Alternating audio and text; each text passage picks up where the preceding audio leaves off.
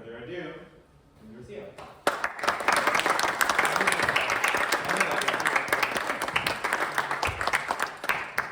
How are you guys? Good. How are you? I'm good, actually. I'm good. Thank you for, first of all, asking me to do this. I was actually quite surprised.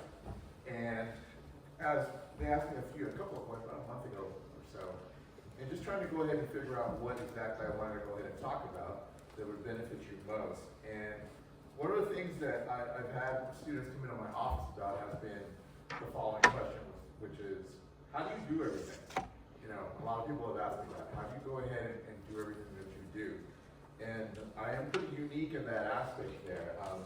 I kind of took this for granted for a long time because I had people that when I grew up that did what I did. You know, that's kind of not the same anymore. You know, usually you have a specialty in terms of, you know, you're either the marching director of athletic bands, and then you conduct a concert band in the spring or something.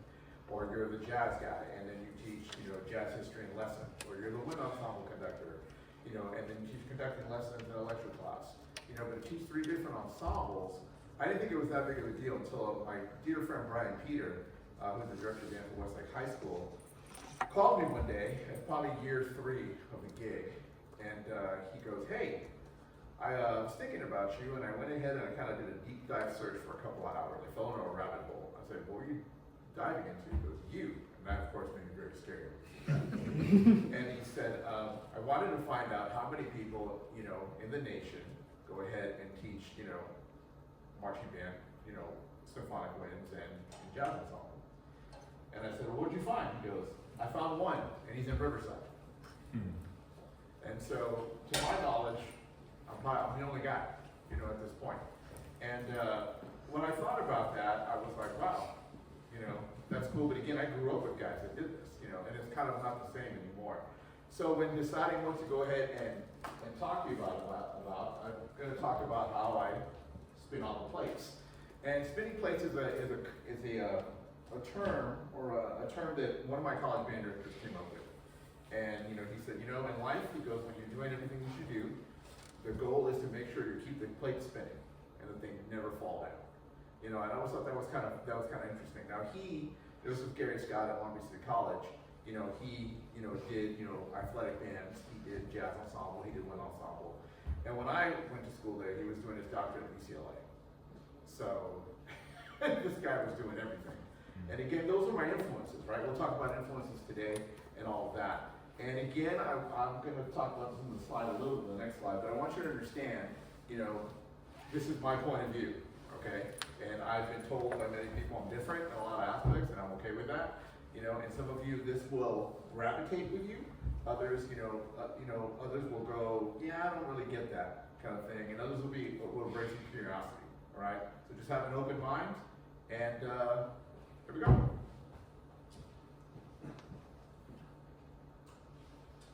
So my point of view, so the presentation will be based on my experiences.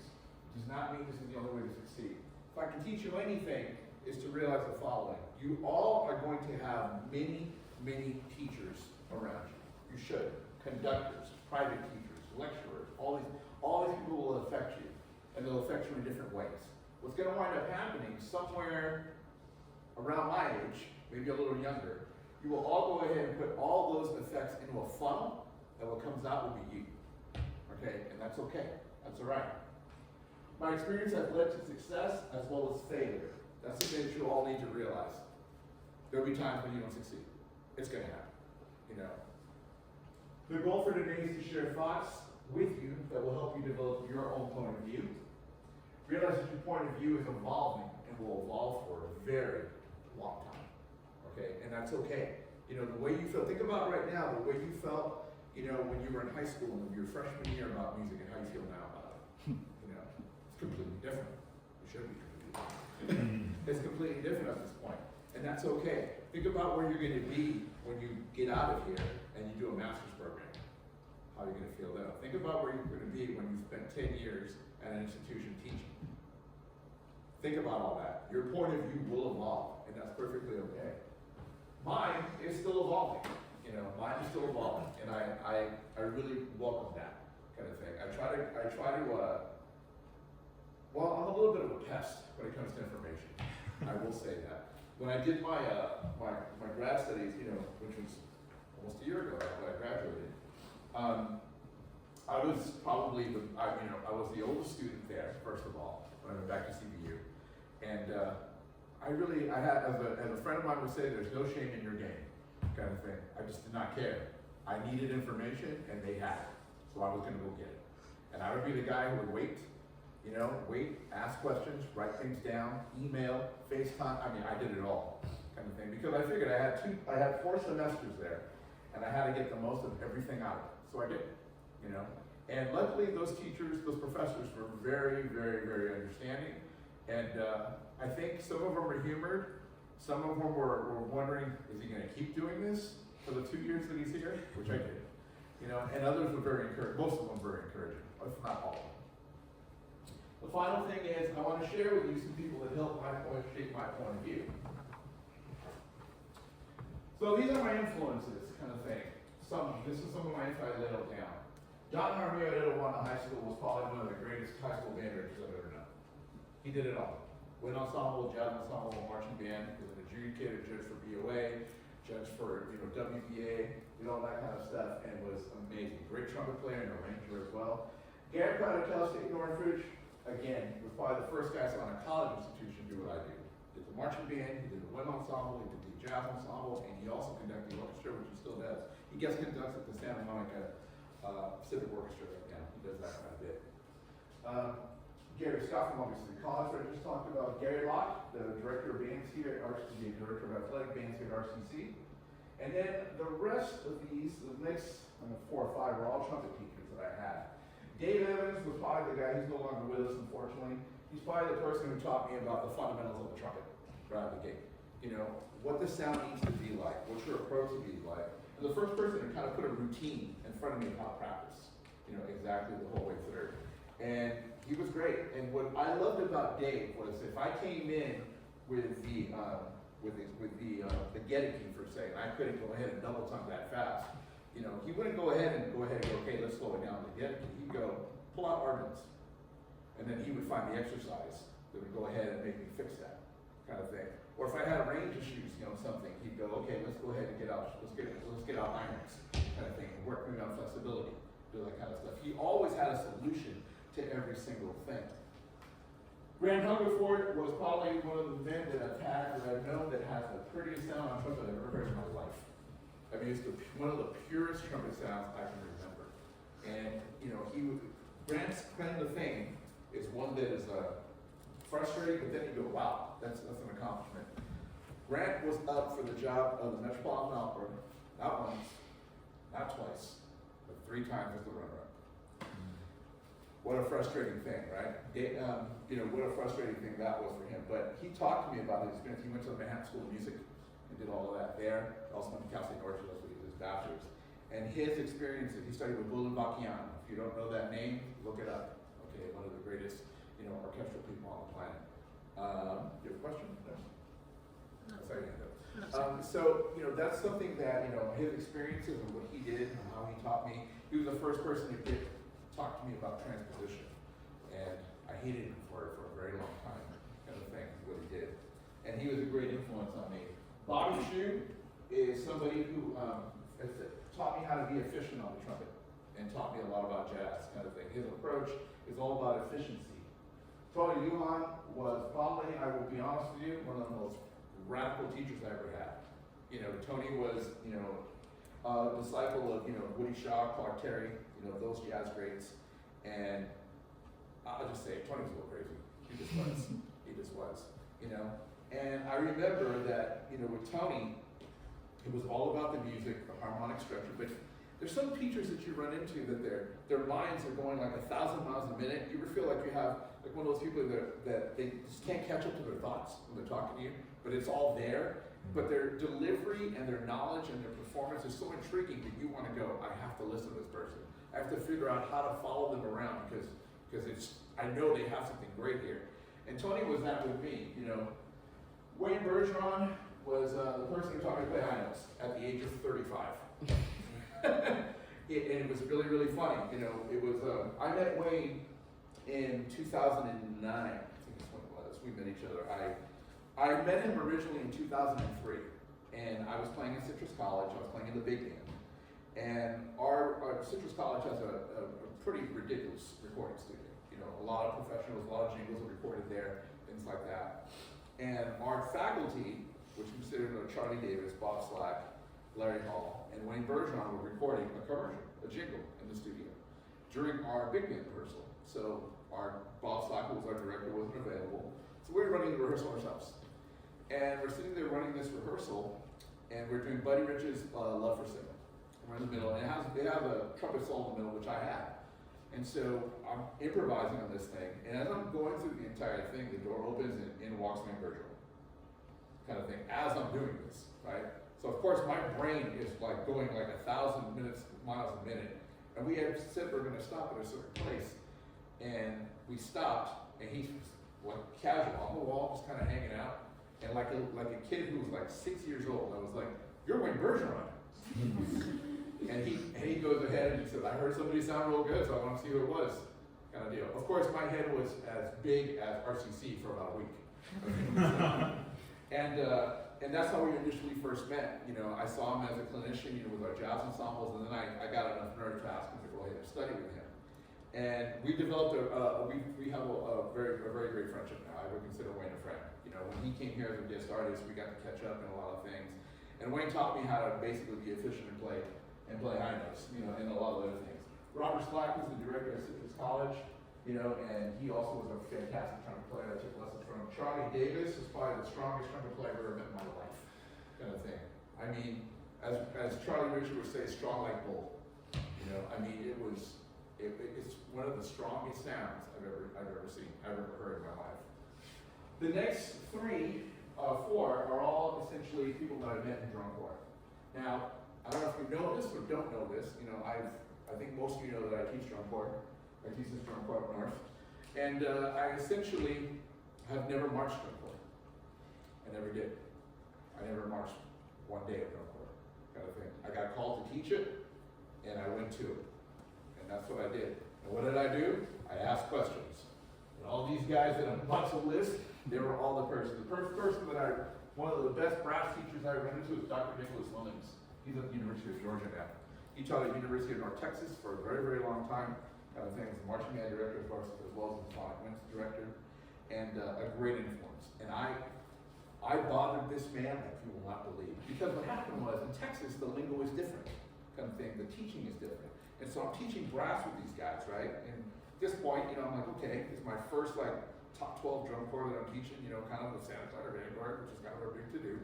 And I'm kind of sitting here just going, okay, trying to take it all in. And what I started noticing was that their vocabulary was different than mine. Like, I said short, but they would say lifted. I said tornado, and they said touch. I would go ahead and talk about, let's make sure that we raise our tongue levels. They would talk about vowel shape. And I was completely like, okay, what is all this? And every night on the bus, I would be in the back of the bus with my little notebook and asking him 1,000 questions. And the fact that he didn't throw me off the bus was a miracle. And I just did. I just asked him all that, you know, and he really opened my ears to brass pedagogy of what it needs to be like. Dr. Chip Crotts, who is the current captain here of the Blue Devils, is somebody who is a fantastic musician, teacher. Our jobs are kind of similar. He's one of the directors of athletic bands at Georgia Tech. He also runs all the jazz studies at Georgia Tech University. And we've gotten along. We met each other in 2010. He did a year with the Blue Devils, then went on to go judge and do other things, and then came back to be the captain head in 2021. And so he's a dear friend of mine, and somebody who is so passionate about music. And I call him the biggest cheerleader on the planet. Sometimes when you're a teacher, you gotta show with pom-poms. You really do. You know that. Sometimes you look at the ensemble, and the ensemble's just like, you guys are all beat up, you've been at recitals, you've been dealing with Steve Schmidt's ear-turning thing, you've been dealing with you know, you've been all this kind of stuff going on, right? And then you come to, let's say, symphonic winds, and you're like, and so it's like, okay, what do I do? Right? Well, you gotta dive in, right? Because sometimes you have to give the students, you can't give them a choice. It's like, yeah, this guy's not gonna let him, okay. You know, and he has the biggest pom-poms I've ever seen on something. I mean, he's such a cheerleader. a great teacher, but his energy is infectious.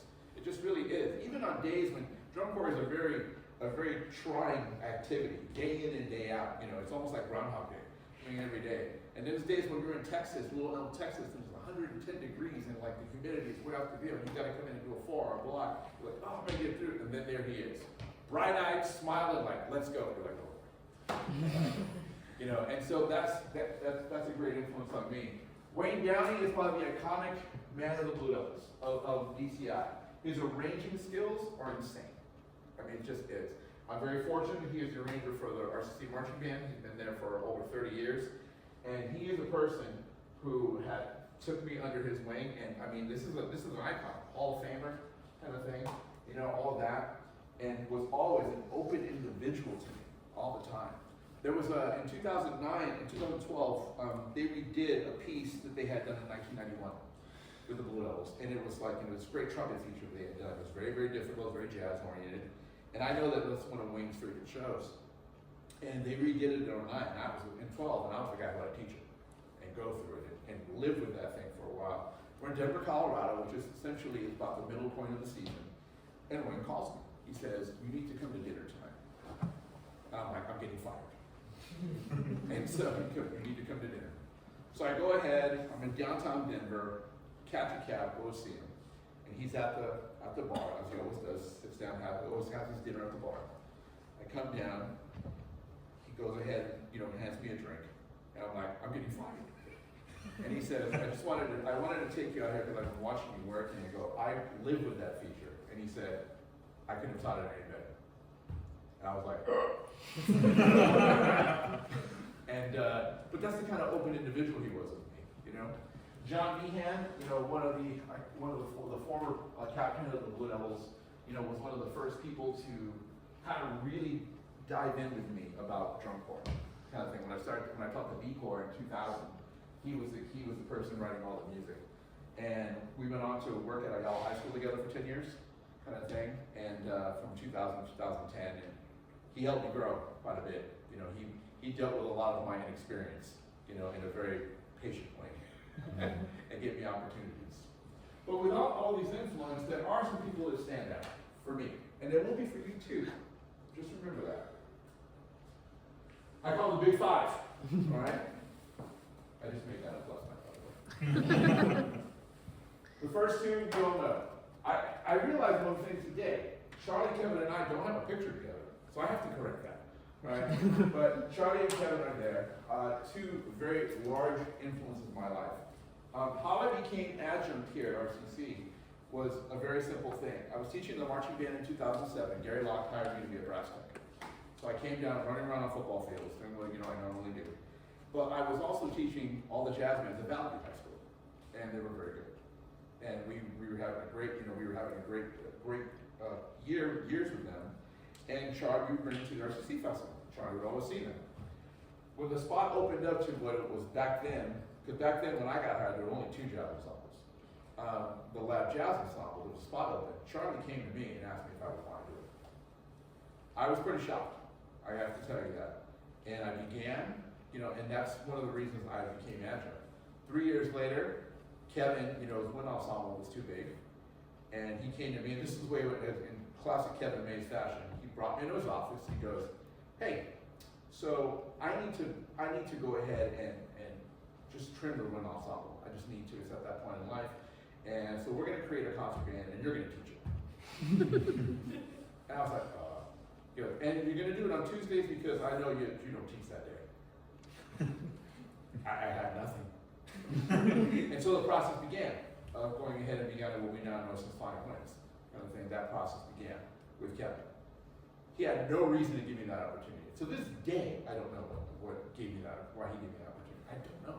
I really don't know. He saw something in me that I don't know. At least with Charlie, let me preface you as a high school band director, my ensembles were never bad. They were actually pretty good. But to go ahead and hire somebody to go ahead and start an ensemble like that from scratch, it's like, why did he do that? He saw something. I don't know what it was, but he did, And both of those guys have done something that is essential when you want to grow, help people grow. They let me grow. They allowed me. They didn't micromanage me. They didn't do anything like that. They just let me grow. When I needed advice, they came to me. If I messed up, they'd come to me. If I had questions, which you know I'm gonna have questions, they would listen to me. They would help me grow, kind of thing. They were invested in me. They still are invested in me. I'm still in those guys' office. We're doing Irish tune, you know, obviously, and I've been in Kevin's office like maybe twice a week. Like, okay, what'd you do here? What'd you do that? What's this? What's this? How'd you put the lyrics to it here? That chord right there. Why is that accents right there? What is louding? Why is there staccato things happening? I mean, I'm not kidding. I've always been that kid, right?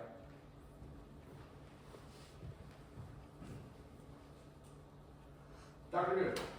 Dr. Moon is the person who I did my graduate studies with at CBU recently. This man turned my world upside down. He just did. When I decided I wanted to go back to get my graduate degree, I had a long discussion with my wife. You know, and as many of you will have those discussions with your partners, you know, because if you're smart, you will always consult. I'll say it again, you will always consult. And so I had this thing about getting a doctorate. And you know, Kevin and Charlie, even Dr. Fennell, you know, were like, you don't need to do that. You're fine, kind of thing. It was something that was just eating at me. It was just eating away at me.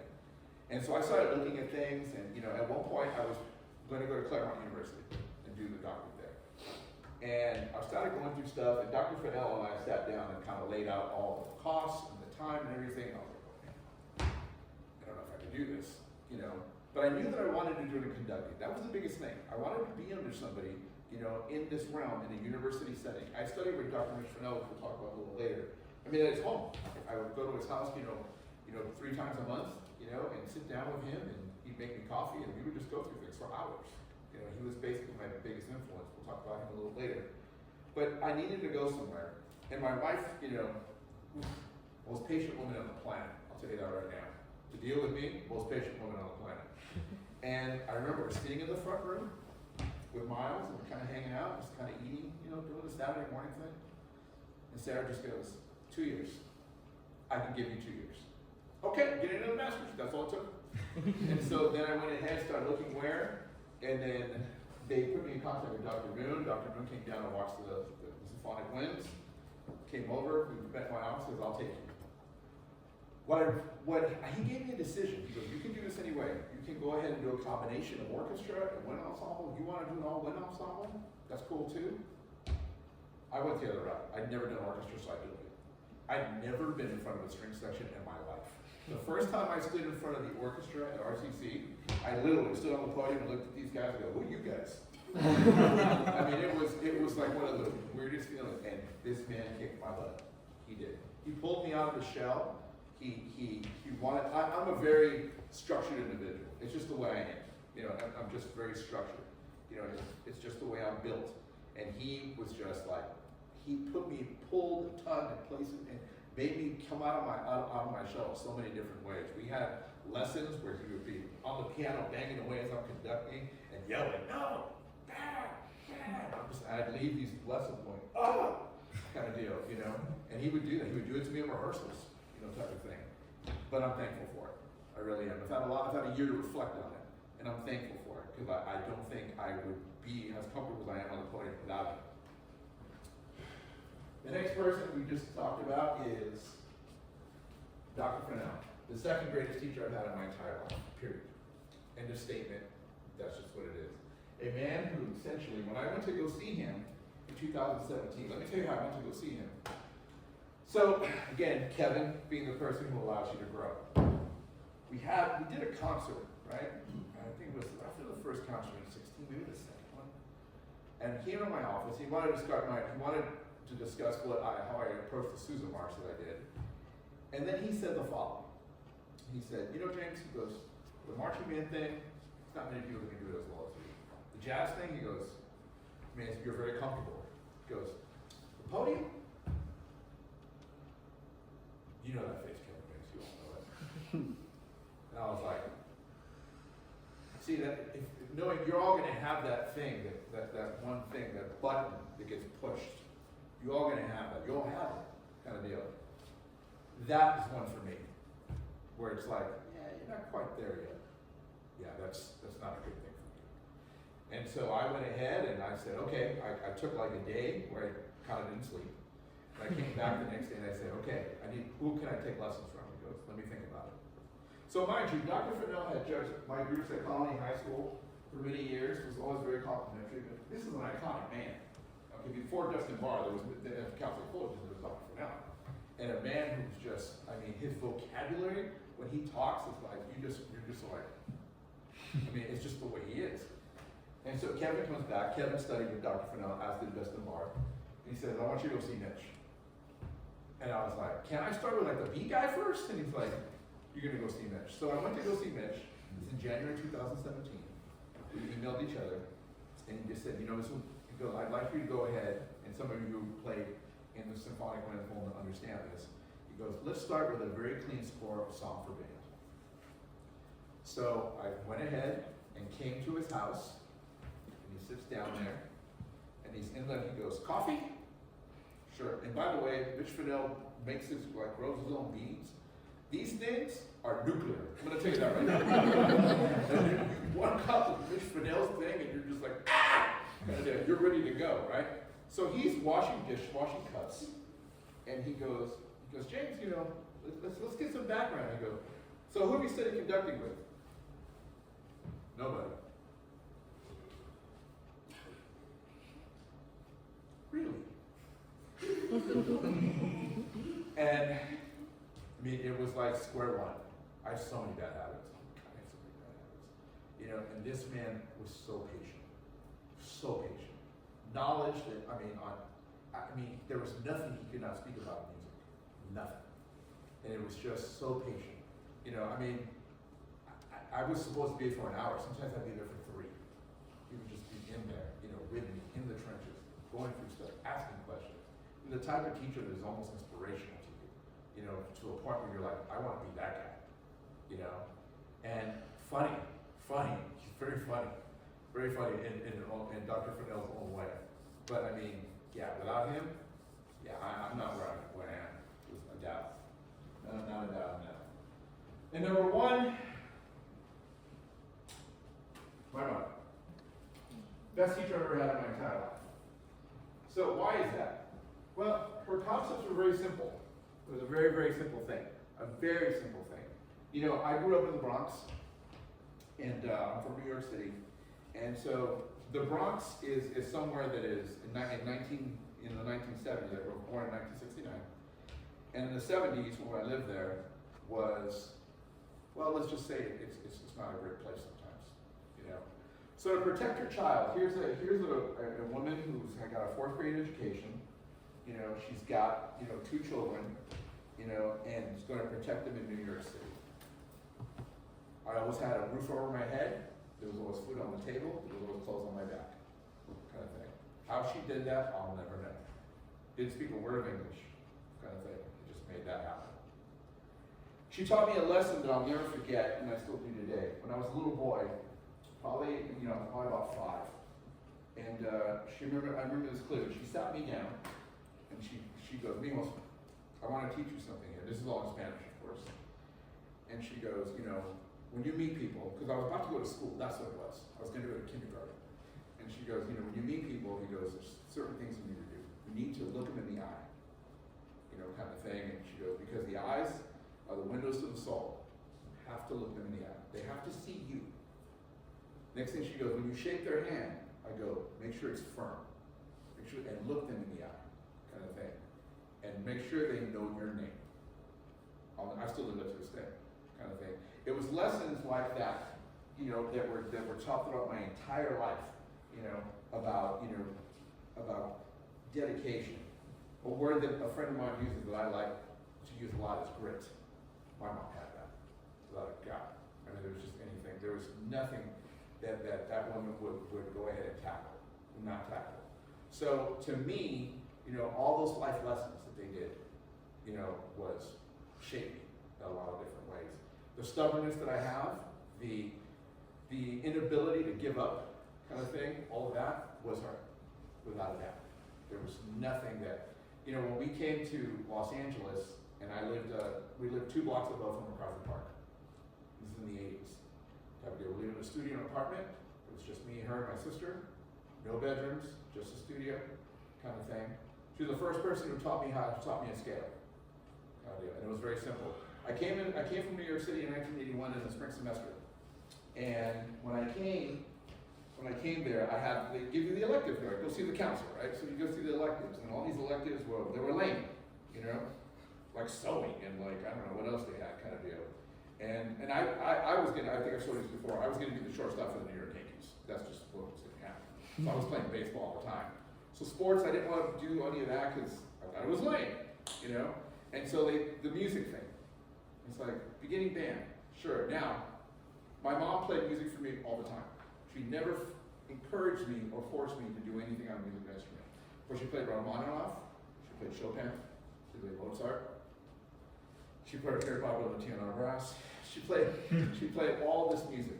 She played, and then because I grew up in New York, it was salsa, merengue, you know, all that kind of stuff that I listened to. You know, Willie Colon, you know, El Gran Combo, you know, all these kind of, you know, different indigenous music that I grew up with, you know. And so my head was, I didn't know this was full of music. So I went to beginning band. And I showed up and I wanted to play drums like any other kid, right? But the drum sticks were $8. Wasn't gonna happen. You know, we didn't have 8 cents. So $8 was gonna happen. Next thing was, I saw this thing in the back. I was like, a tuba thing. That looks really cool. But if you guys think I'm little now, I'm short dude. I mean, let's face it, right? So I sat down on the chair to grab the tuba. And it looked like there were just like arms and legs sticking out. It was just kind of, I just couldn't get around the thing, you know, it was all bummed out. I was like, ugh.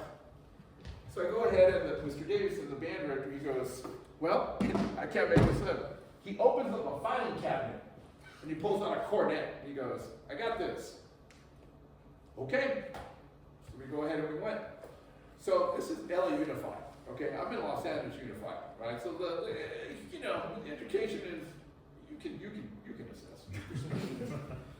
So I take this thing home. We're in a studio apartment, okay? There's nowhere to run when you're playing trumpet in a studio apartment, right? So what does James do? James goes ahead and goes into the closet, because I'm trying to be considerate. And I'm trying to figure this thing out. Nobody even told me how to put it on my face. I'm just like, I'm just trying to find something to do this. And one day, it's like day 4 or something, I'm sitting there, and all of a sudden, mom's in the kitchen washing the dishes.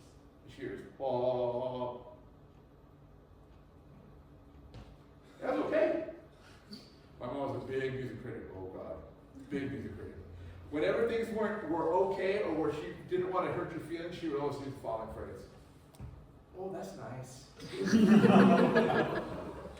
can hear that, right? You can almost hear that, right? And so I remember she said, she goes, that's pretty good. She goes, mijo, do this. Do, re, mi, fa, sol, la, ti, do. So I was like, okay. I just started pushing buttons now. Right there. And then I finally got it out. First scale I learned was D major. That was the first scale I learned. But I figured out, okay, that if I started at any button, I could make the same sound. So I just kept starting buttons. I learned all my 12 major scales before I even learned how to read music. Just because by ear, kind of deal. So that's what those are my big 5.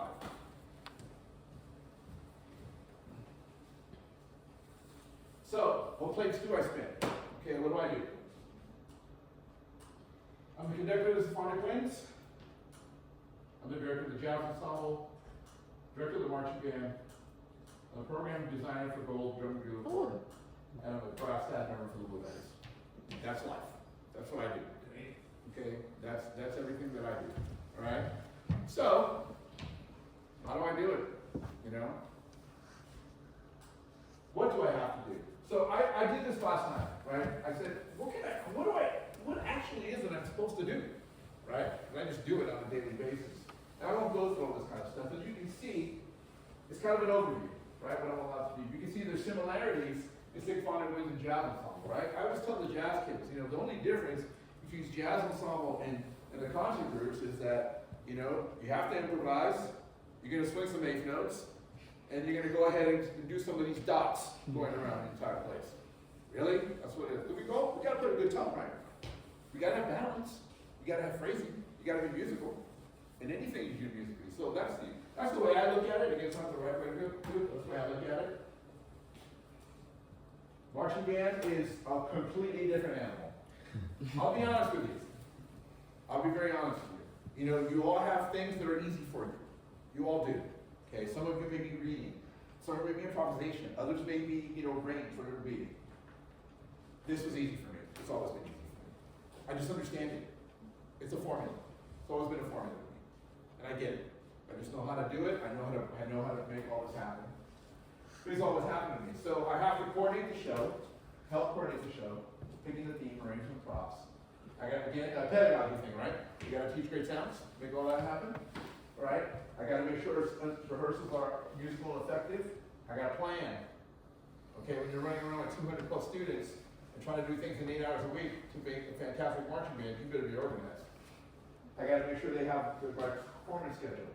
Gotta coordinate with, we have 22 staff members in the marching band. I gotta coordinate all those guys to make sure that the instruction is happening. And then I gotta work with the music specialist, aka Kirk Hillis, in the hosting of events to make sure that's all going right. For gold and the Blue Devils, two completely different things. For gold, I design and play the summer production. It comes from my brain and it goes on the field. That's kind of what happens. This includes, but is not limited to, design and conceptual packaging, editing and arranging, coordinating ensembles, costume, props, and voiceovers. I got to meet with all the designers, make sure all the stuff is going correct, so we can get this all happening. The Blue Devils is probably one of my favorite gigs because I'm not charging anything. It's fantastic. I just have to go ahead and come out, give me a score, and teach. That's all I got to do. So I teach brass pedagogy there. I also write, which I'm going to do today, review reading assignments, get feedback, and then take part in all rehearsals. So in a big overview, that's what I do. So how do I get all this done? Well, I was kind of thinking about that because it comes to a point in life where you just do things, right? You don't think about it anymore. You don't go ahead and go, oh, this is exactly what I do. You just do it. I had to actually think, this is probably what took the longest last night to do. I came up with this. So I think in order to go ahead and do what I do, or if you're interested in doing what I do, there has to be an organizational part of it. There has to be something I call a pursuit, and we'll talk about that a little later. Knowledge is huge. You got to be consistent. You need to be flexible. Not everything in life is going to work out the way you think it is. You better have goals. If not, you're going to be going around in a circle for a very long time before you know it, you're 30 and life has gone by. You have to have balance. And you have to have some honesty.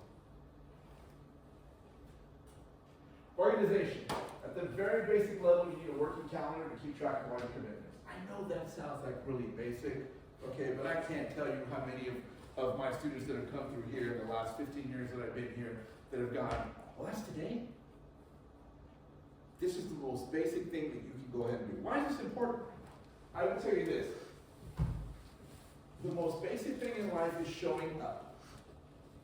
Think about that. Think about how much better your ensembles, your theory classes will all be if everybody showed up every single day. I'm not even talking about learning anything. I'm just talking about having a body in the building. How much that would be. Basic fundamental thing. This will allow you to plan how to get in front of anywhere you have to be. I see a lot of students that are very busy. They're like, okay, I got it all planned out. I have to be here, I have to be here, I have to be here. They got it all laid out, kind of thing. And all of a sudden it's like, I got to be here in 15 minutes, but it's an hour and a half drive. That happens. Okay? A calendar will allow you to go ahead and see all that, lay it out. You got to plan everything. I'm sorry. You need to. You guys are in your lecture classes, you're in academic classes, you're practicing, you have private lessons, you have ensembles, you have concerts, and you have a life. If you do not plan things out, something will be missed. Planning your breaks, hydration, and food are essential. You gotta eat, okay? You gotta eat. You have to take care of yourself, right? You've seen it. You've seen the cycles. All of a sudden, you go to wind ensembles like 8 guys missing because they all caught something. Okay? Don't you think if they would have eaten and gone ahead and taken care of themselves, that might not have happened? Be as detailed as possible. Make to-do lists. That's my calendar for you. It's ugly, huh? It's beautiful. Normal rehearsal stuff is all in there. I'm flying to Dayton, Ohio on Thursday. To go ahead and be with Pedro Winnicott. So I've subbed out my rehearsals for Friday. I fly back on Sunday. I'm doing the Albert Junior High School Honor Band. God help me. Doing that. On Friday morning, I fly to Dayton because I can't miss another rehearsal. So I'm getting up early, flying into Dayton, coming to finals, doing a 24-hour turnaround, going back on Sunday. Then we have spring break. Yay! I have Albert stuff. I got to make sure I get my taxes done. On a band concert there. We come back here, we're back in, kind of thing, and then on the end of the month, I fly to Blue Devils. I'm leaving right after Symphonic Wings. I got a 6:20 flight, because I can't miss crucial rehearsals. Happening here, RCC Symposium. Something I may or may not do. I've been asked to go ahead and do a clinic in Mexico, and it's through Consumer. Looking at it, I don't know, because the date is becoming longer and longer. The commitment is, and with the jazz festival and concerts coming up, I have to make priorities. So more on that later. This is my current to-do list, and I will tell you it's twice as long since this morning now. Okay, I gotta pick the opener for the RCC show. I have everything else, but I can't pick the opening part of the show. I gotta call the prop guy for gold. I gotta set meetings with the arranger for gold. I gotta set meetings with the drill designer for gold. I have to write a rehearsal schedule today for Symphonic Wings. I'm meeting tomorrow. I gotta pick tunes for the pep band that we're gonna record next week. I have to set another day for the marching band leadership meetings we've been having. I gotta pick tunes for the jazz song we're recording. I gotta set an end-of-the-year meeting for Fantasia. And I gotta score daily for a conducting symposium. If not, I'm gonna look like an idiot when I get up. That all makes sense? Your lives aren't that similar. I know what most of you guys do out there, and it's not that dissimilar. What's going on? It really isn't. Pursuit. The pursuit of knowledge is more valuable than its possession. What does that mean? It means that as you're going ahead and gathering knowledge, so sometimes I know guys that have all kinds of things in their hand. You know, they do. They have all this knowledge. You know, but what are you doing with it? You know, the pursuit of it, grasping it, going ahead and doing the research, finding all that is so fulfilling. You know, it's so fulfilling to go ahead and do that. So why is that important? So, knowledge. The slogan from the 80s, knowledge is power, is very accurate. I believe that. I believe that you having knowledge is great. Whatever ensemble, lecture, class, or private lessons you lead, you better know the material. There's nothing, you guys are smart, man. One of the things when I have young teachers come talk to me about stuff, and I always tell them this, don't underestimate the students. Because you guys can smell BS from a mile away. You just can't. You just can't. You know that. You're the most honest people out there. Don't underestimate them. So don't come in, you know, going ahead and, you know, not being fully prepared, think you're going to go ahead and get through with something, because what you've done at that moment, you've affected those students in the long run. Not the right way. So come in prepared on us all. It's okay if you don't know it at the start. There's been plenty of times that in jazz and symphonic Wednesday ask me a question, I don't know. I've never seen that. I go, I'll get back to you. You know, I don't lie to them. Why would I lie to them? You know, you're human. You're not going to know every single thing. Though some of your friends will tell you they know every single thing, but you know, you really don't. It is your job to acquire it. How is knowledge applicable to what you do? Let's just take a quick look here, right?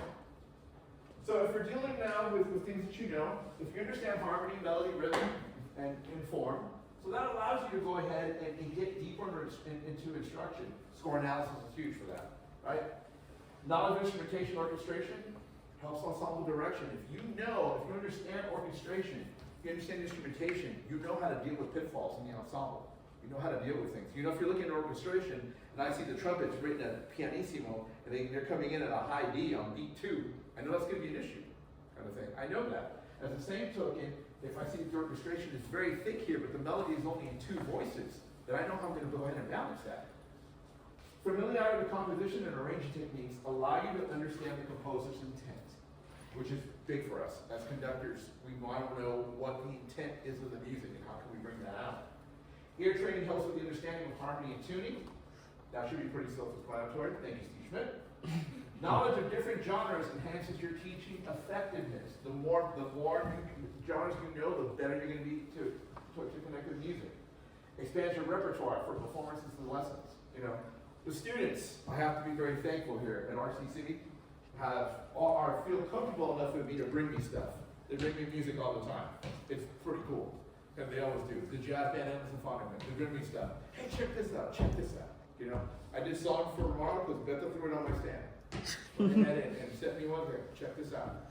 So I did, right? So I did, and I grew from it. The ensemble grew from it. Builds appreciation for cultural diversity in music, which is Use your resources. What's translation of that? Ask questions. You got people around, ask questions. What should you be doing right now? Right? You're not teaching yet. I mean, not in a full-time position somewhere. You're not teaching yet. But what should you be doing right now? Learn everything you can and about how to play your instrument at the highest level. When we had the pandemic, Kevin Mays did something that was amazing.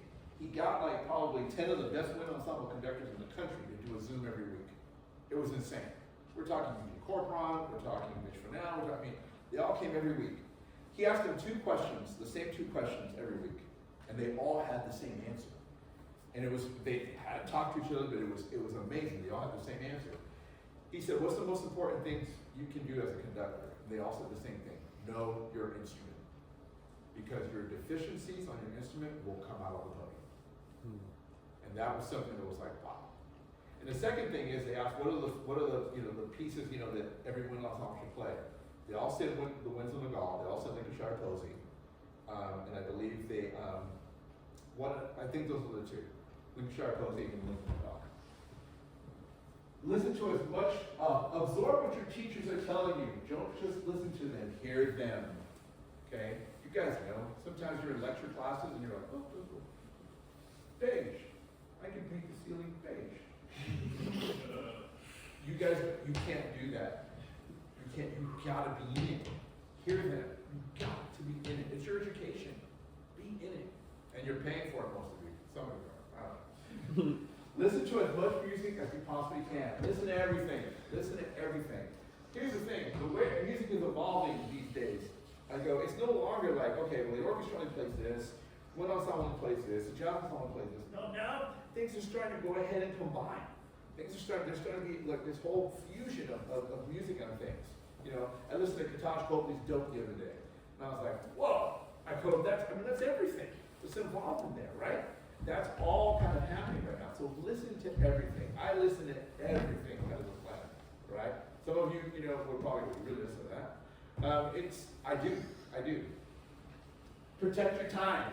This is your time to grow as a musician and value every minute. Don't waste your time. Protect your time. Make sure that you're very protective with it. Because those minutes that you have, this is the time in your life to grow and to dive into music as a whole. Protect it. Ask as many questions as you can. Be confident yet be humble. There's nothing wrong with going ahead and walking in when you have to go ahead and make an audition happen and go in your head, I am gonna nail this. Dr. Moon will tell me the following. He said, every time I get on the podium, right before I walk out, I tell myself, I'm the greatest conductor alive. That's how he comes onto the stage. Okay, there's nothing wrong with it, but you have to be humble. Okay, you have to be humble. Humility is huge. Remember that. Consistency. It creates structure, models professionalism.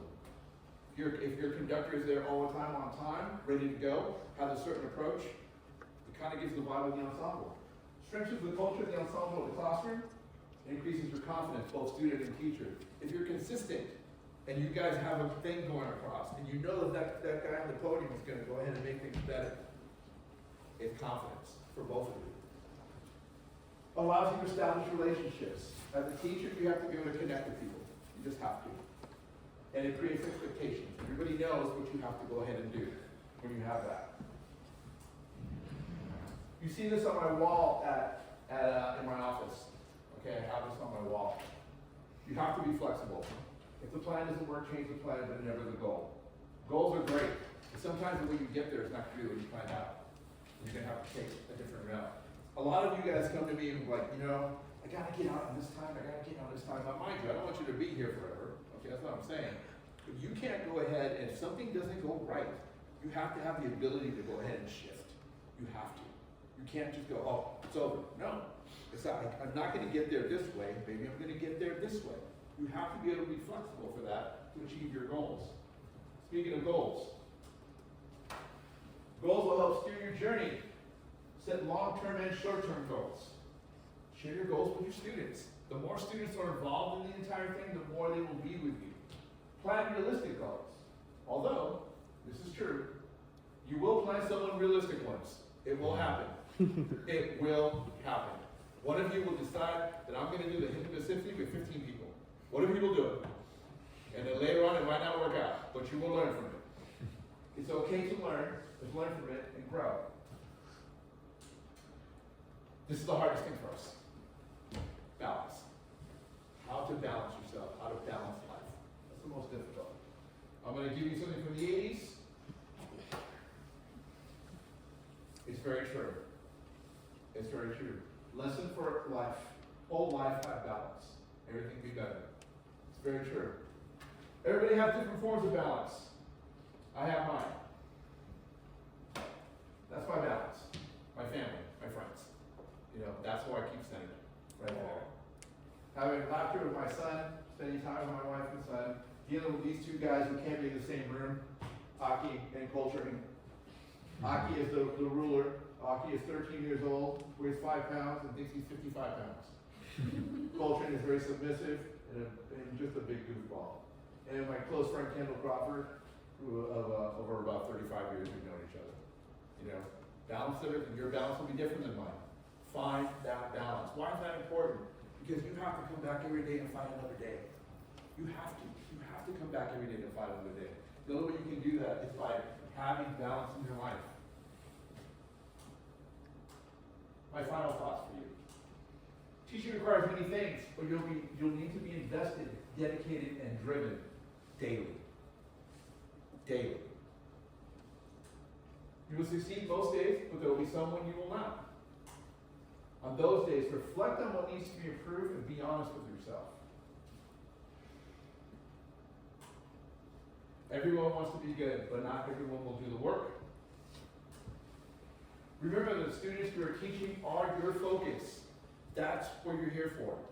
They're your primary focus. You have to take you out of the equation and focus on them. The students require your best. Make sure they get it. Because you never know. One of these students may one day lead their own ensemble. And you will play a part in their journey.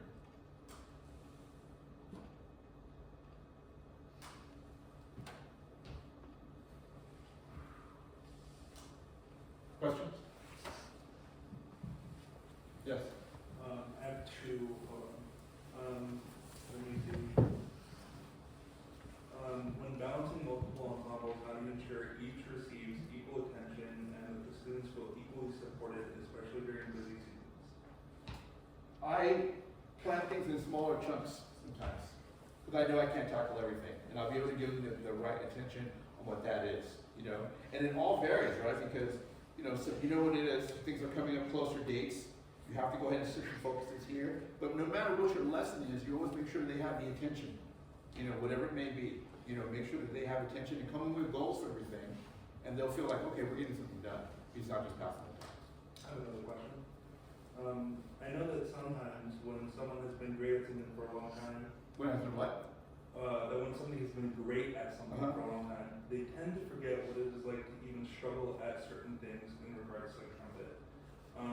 When students come to you with their struggles, what steps do you take to understand their struggles? I listen what their struggle is. First of all, I listen. That's the one thing. I don't just go ahead and start. I listen to what their issues are, you know, and then I offer my expertise, whatever that may be. But the most important thing is I listen to them. Anybody else? Yes, Humberto. When do you give someone an opportunity? I give somebody an opportunity when I see that there's drive, and I see that the desire is there, and that they're going to complete it. You're a good example of that. You came when we decided to do the clarinet concerto thing. You got a desire to do it. You know, I knew you're going to put in the time. So let's go. It's very simple. Anybody else? Yes. When you're juggling doing multiple things at the same time and you feel like you've already started to fall behind, what do you do to keep on top of everything while also catching up on things? I will go ahead and just look at one thing at a time. If I look at everything that I do, yeah, I'll be in a corner second by the time we're on back. Kind of thing. I look at every single thing one at a time and just go with that. And I prioritize. I gotta do this, I gotta do this later, maybe, but I have to look at one thing at a time. If not, I will fall behind. Yes? When you're, question, when you're like with students and there's just some students that are really struggling, how do you like help them like make time to, That's difficult, you know, especially here at the college, right? Like, there's some students, what I normally do, have you guys noticed that I've walked up to you sometime and go, hey, how's it going? Are you happy? Are you having a good time? You guys notice that? I do that for a reason. That's the way I check in on you. And so I go ahead and I engage them, because look, most of you are studying, so your private teacher's gonna handle all of this stuff, right? But if I see a situation where it's like, okay, this isn't going well, you know, I know you all very well. You know, I pay attention. I know when you haven't slept. I know when you're having a hard time. I know when I should not go ahead and address you right now because you need to work this out. You know, I pay attention to students, and if I need to go ahead and talk to them, I'll go, hey, come upstairs. And then I'll listen and try to figure out what they need to do. You know, a lot of the times it's just getting them some information. Sometimes it's just, they just want to be heard. Sometimes you just got to get it out. You know, every once in a while it's like, hey, can you help me with this? Let's play. Okay, let's play. You know, so, and again, just taking every problem for what it is at that moment. You know, I never try to blanket anything. Like, oh, well, this is probably this. I try to make sure that I listen so I can kind of pinpoint what they need. Anything else? Yes? So I have a student right now. She's good. She's like a prodigy. Not saxophone. She spins baton because I teach spinning. And then her struggle is that she doesn't slow down when she practices and works on her fundamentals. But she's at a point in her spinning right now, like she's good, but she's not going to be great because she hasn't worked on her fundamentals. How do I get her to slow down and kind of see that, you know, she still has basic fundamental things that she needs to work on, although she's doing really great. How much do you play with your student? A week, probably an hour or two. It just kind of depends on her time. Do you play with this individual student an hour or two? No, I don't play with her. She spins baton, but she has a hard time. Oh, you're talking about a drum major student. Yeah. Mm-hmm. Yeah. How much do you demonstrate? How much do I spin in front of her? During the lesson, probably like 20 minutes. Sometimes I'm like, hey, you need to work on this. Sometimes for a student to realize that they're not there yet, you have to kind of step in and go, this is the way it needs to be. Because when they realize they can't go ahead and achieve that yet, it's like, okay, maybe I need to go ahead and take some things a step Put the hammer down. You know, you kind of have to provide some examples there, you know, so Okay. they can see why they're not where they need to be. Yeah. How do you yourself handle plateaus in your teaching or growing musically, and how do you help students progress past their plateaus? For me personally, I think it's always challenged myself, so I don't have that plateau. Like the last concert, everything I conducted, I never conducted before. So I did that on purpose. Most of the pieces this year that I'm doing, I haven't conducted before. Why? Because I want to grow, you know, and so that allows me not to plateau. When it comes to a student not plateauing, you know, it's different for me because I'm an ensemble director, not a private teacher. You know what I mean? So I get to go ahead and see them, you know, on an individual basis. But the jazz ensemble is a good example of that. When I see somebody that's like, okay, you're not quite there where it needs to be, I will go ahead and point out some things, give them some recommendations.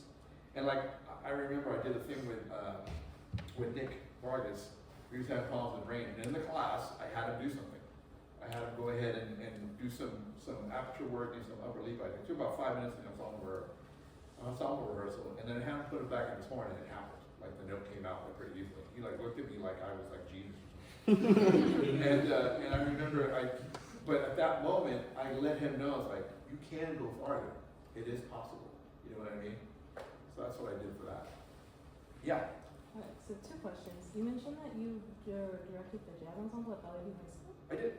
That like as in Marina Valley? Yes. Oh, I went there. And this question is my next. 2002 to 2008.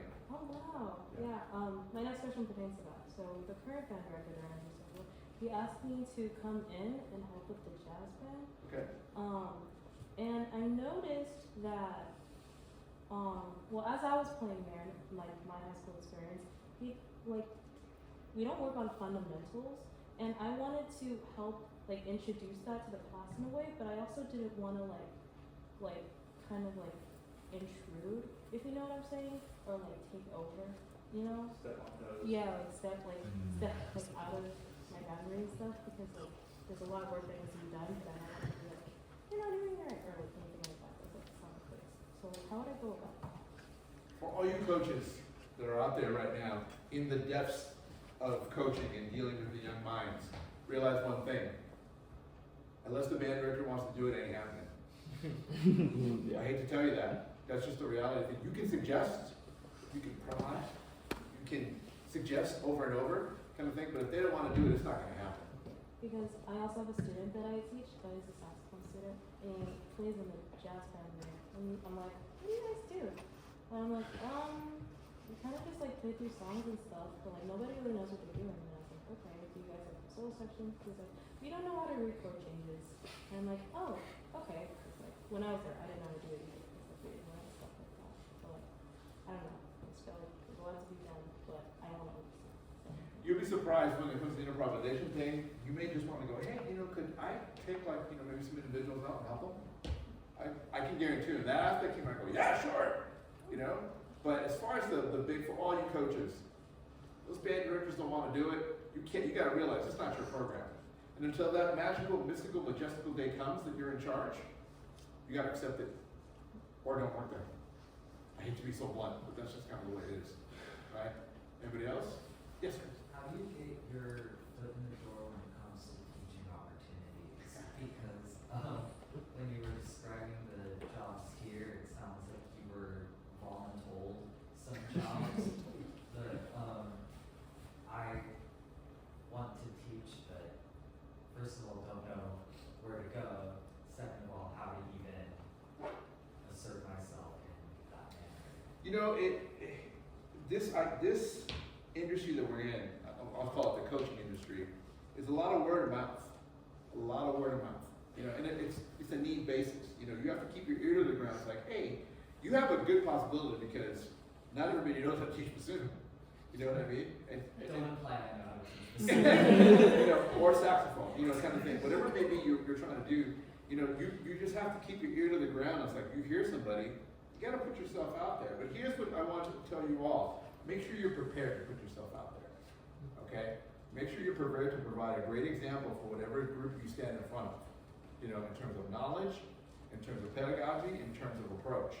Make sure you're ready, okay? Because that begins the ball rolling, right? It's like, all of a sudden it's like, hey, this guy did a great job for me here. Well, I'm looking for somebody. And that's the way the whole thing begins, okay? So just make sure you're prepared, keep your ears open, okay? And then go ahead and take a chance if you're ready. And then I've been better at getting my ears open thing, and I've been accepted into more ensembles and even managed to get some of my wind ensemble arrangements that I do to conductor.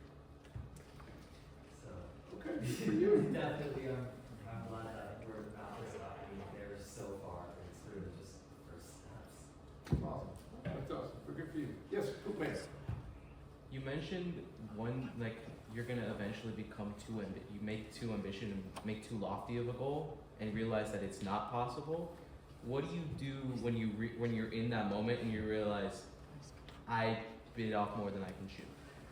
It depends. It all depends. I've had one here at RCC. Fantasies on a theme from Haydn, kind of thing.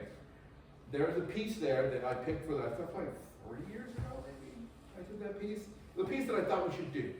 And there's those pieces that just don't connect with the band, kind of thing. And about 4 weeks in, I was like, man, this is going to be rough. And at that point, it's like, okay, I got 3 weeks left. I can't pivot. I have to go ahead. At that moment, I had to buckle down and do the best I could to get through it, to get them to make sure that this happened and that we didn't crash and burn at that point. And what I learned from that was that, I have to make sure this connects with kids. I have to, and that was a tough thing for me. When it comes to, what else do you do? It depends on the timeline, If it's early on, here's the thing also. We all know when something's not going to work. We all do. But some of us keep trying to make it work. You know what I mean? Trust your gut. It's like, oh, this wasn't going to work. I'm not saying be afraid of the time that's or don't trust the students. Just kind of know it's like, okay, this might be a little bit much. you know, and that's okay.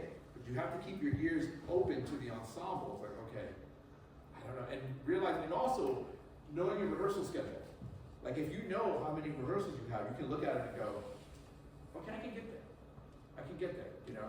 And some of them, when you do that, when you schedule it out, you go, oh yeah, I'm not gonna get there, you know. So just be honest with yourself and keep track of those things, okay? Anybody else? Okay. Guys, yes, Roberto. God bless. Go ahead.